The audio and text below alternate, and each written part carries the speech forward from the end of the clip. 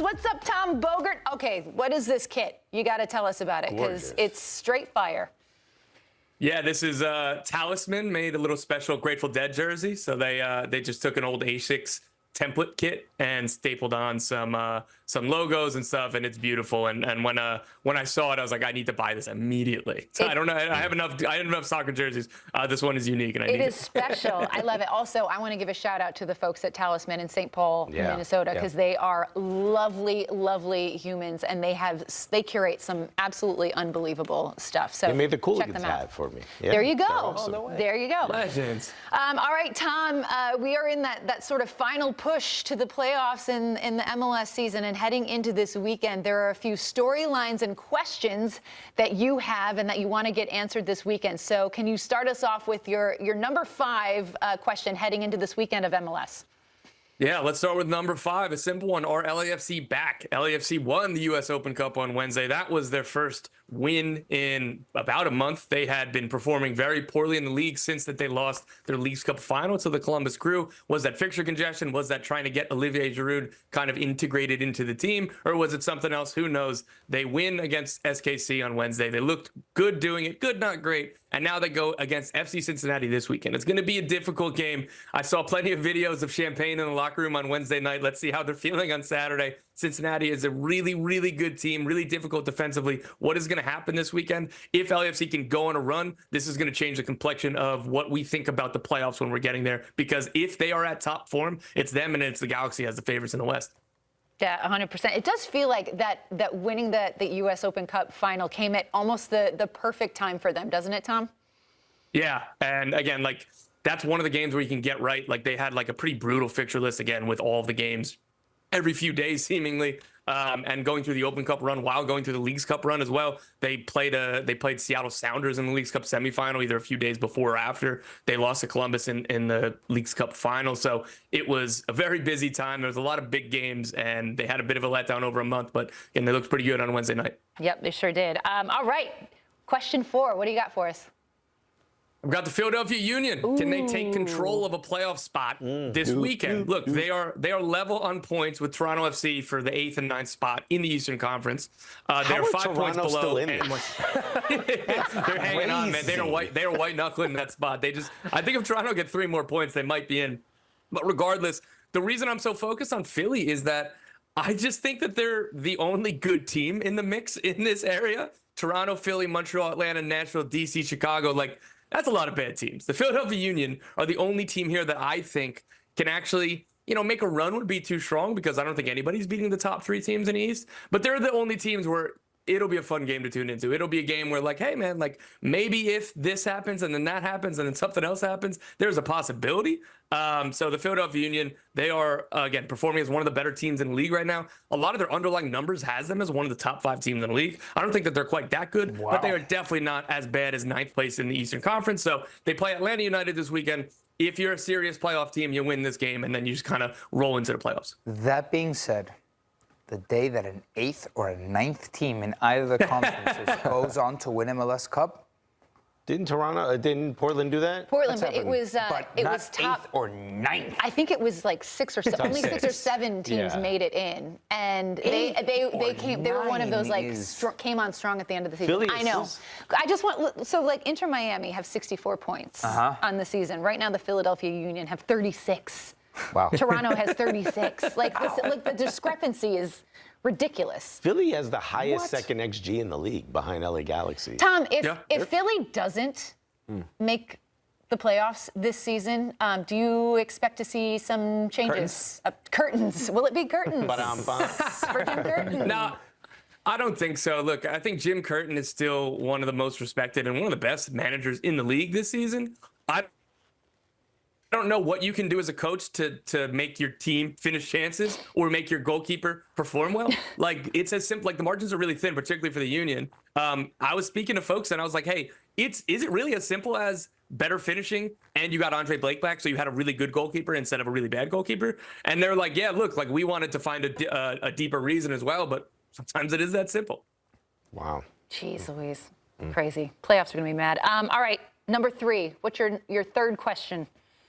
Number 3, we're going to go with back west, Portland Timbers. Can Portland do it without Evander this weekend? So Evander, the MVP, I think, favorite right now, you could say. He is out suspended this weekend against the Vancouver Whitecaps. The Vancouver Whitecaps, by the way, just won the Canadian Championship on Wednesday as well. So maybe they're a little bit hungover. I saw a lot of celebration videos there, too. Anyway, Portland Timbers playing Vancouver without Evander. Can they do it without him? Can they do it for him? Because his MVP candidacy looks a lot stronger if the Portland Timbers are in 5th instead of 8th, right? How seriously of a candidate is he for MVP, Tom? So, like, I was trying to go through it myself. Like, all the awards are undecided for me right now. Like, I have the favorites. I have the handful of people I'm going to pick from. I think Evander's, like, slightly my favorite. Like, wow. if they finish 5th, they're only a couple points off. Like, they're on 44 points. They're 4 points off Houston in 5th, 5 points off LAFC in 4th. If they finish, like, 4th to 6th, like, I think that's enough to give Evander the nod here, because he's leading the league in goal contributions. I don't know where this team would be without him. If you want to talk about the word valuable, it's probably Lucho Acosta, though, with Cincinnati, because he has scored or assisted 30 of the team's 52 goals. So and truly, where would they be without him? But Evander has been so special this season. All of the moments he's done and all the joy he's brought, he's absolutely in the mix. I don't think that you can vote him if they're 8th. But even then, that's splitting hairs, because there are different reasons for all the candidates. You go to Ricky Puig with the LA Galaxy, Cucho Hernandez with the Columbus Crew, and Lionel Messi is going to end up on ballots. I'm like, look, he's not going to be my vote because he's got 1,200 minutes or whatever. But last year he was nominated for Newcomer of the Year, and he finished 2nd despite having 250 minutes played in MLS. And that's because the club and the players, like, he handled that vote. So I'm telling you, if he's on a ballot for MVP this year, and he will be on ballots, like, watch out for the player and club vote, because he's going to get a lot of votes because he's Lionel Messi. Out of all the trios in MLS, Mora, Cabecita Rodriguez, Evander might be the best one. Arcel had a good shot with the 2 Colombians and Chicho. But I'm trying to come up off the top of my head with Columbus? the 3 up top. Columbus Crew? Rossi, Cucho, and Christian Ramirez. Christian Ramirez. Yeah. But is he the Galaxy with Beast. Jovic and Paintsill. They're the first team to have 4 players score double-digit goals in a season. Again, I know you're talking about trios, not quartets, but just between those 2 teams, Miami, Columbus, again, RSL before Andres Gomez was sold, it's a lot of good talent, a lot of good attacking talent in this league. It makes it fun. The Portland Timbers are responsible for this as anybody else. All of their games seem to end 3-3, 4-2. Like, Phil Neville had a quote last weekend where he was like, "This team is going to kill me, and if they do, I'll die happy." It's incredible. It's so honest. In Phil, we trust. All right, number 2, Tom, what you got? Number 2, Emil Forsberg is back for the Red Bulls this weekend. Can he make the Red Bulls good again? And I don't say that flippantly. They've been bad without him. They don't score goals. At best, they've been average. Like, the defense is still solid. The defense is still good. The attack is toothless. The attack isn't good enough. The attack does not scare anybody.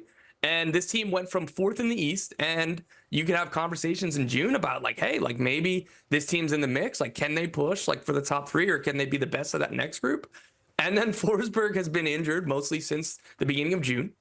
He hasn't been back, and they've just not picked up any points. Thankfully for them, NYCFC Charlotte have been as bad as they have over this stretch as well. But Emil Forsberg, he's back this weekend for the Hudson River Derby against NYCFC. Again, this team is a good team with him, a bad team without him. But can they challenge some of these teams in the Eastern Conference with him?